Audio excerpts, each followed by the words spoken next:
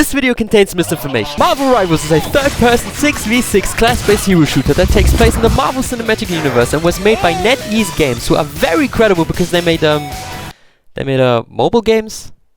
How the f did they? In this game, you play as iconic Marvel characters who are tasked with missions like defend a payload, push a payload, capture a point, hold a point, or just play f***ing football. This game has a number of different characters and categorizes them in different classes. Vanguards, those are tanks. Duelists, well, damage people.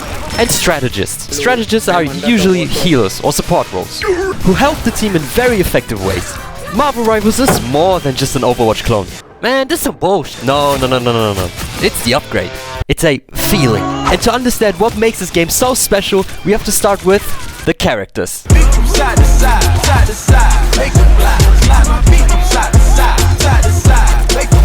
Marvel Rivals has one advantage that Overwatch does not have.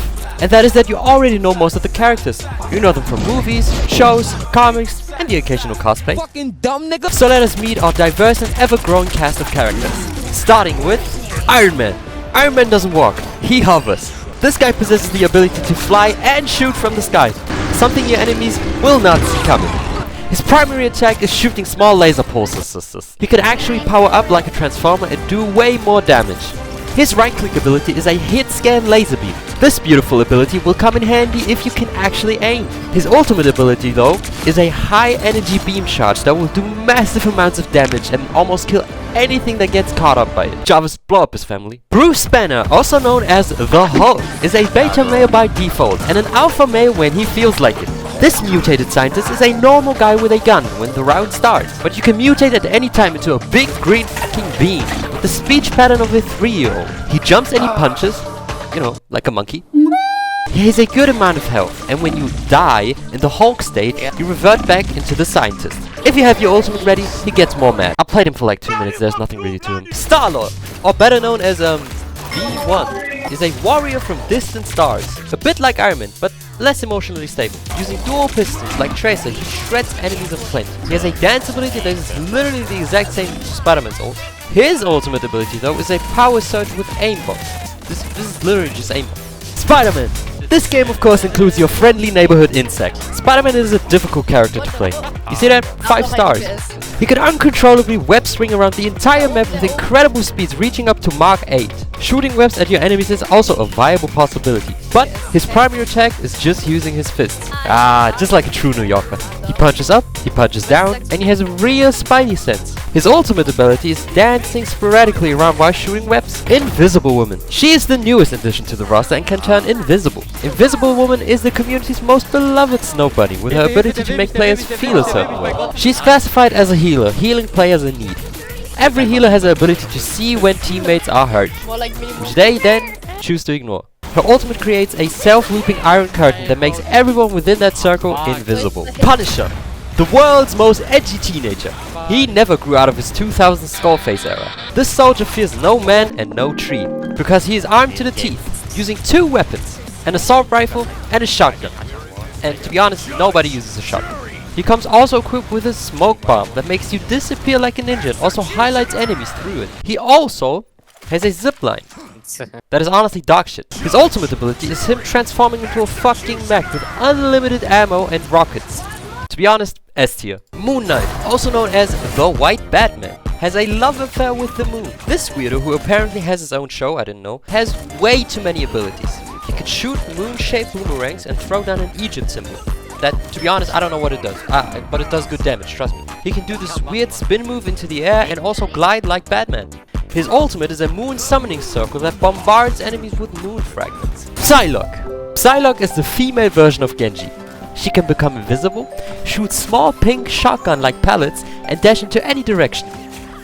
Her ultimate is a circle in which she becomes invincible and damages enemies within that circle. Winter Soldier, also known as the guy Captain America can't stop simping for, is a super soldier with a revolver that deals way too much damage. His ultimate is a strong punch that he announces quite loudly.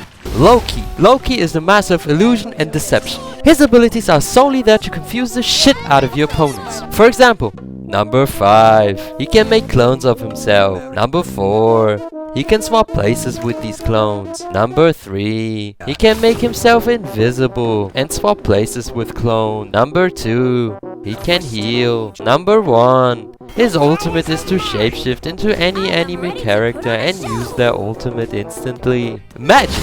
Magic is a cursed Russian woman with a big Final Fantasy R sword, who is normal by day and angry by night.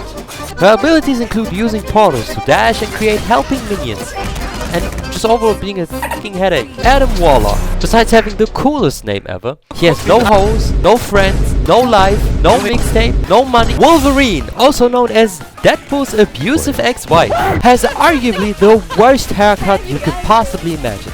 Squirrel Girl is a terrorist. Jeff the Shark. Oh, what else do I have to say? Groot.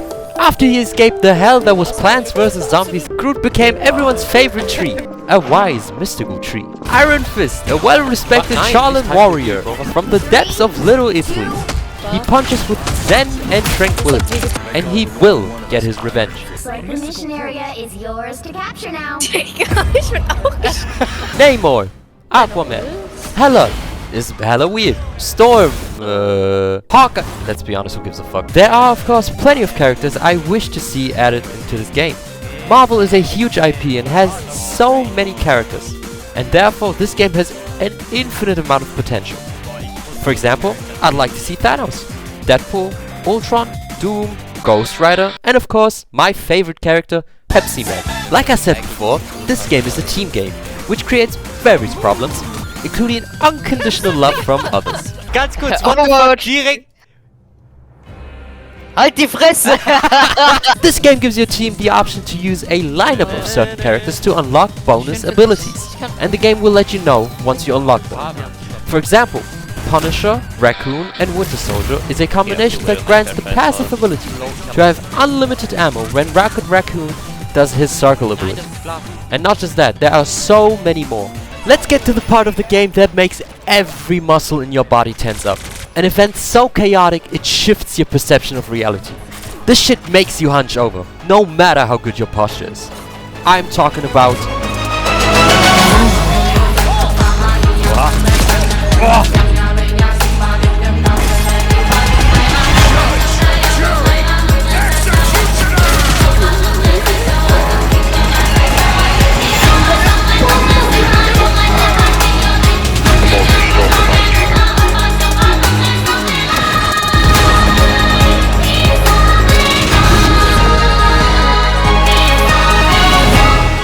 Welcome to Overtime.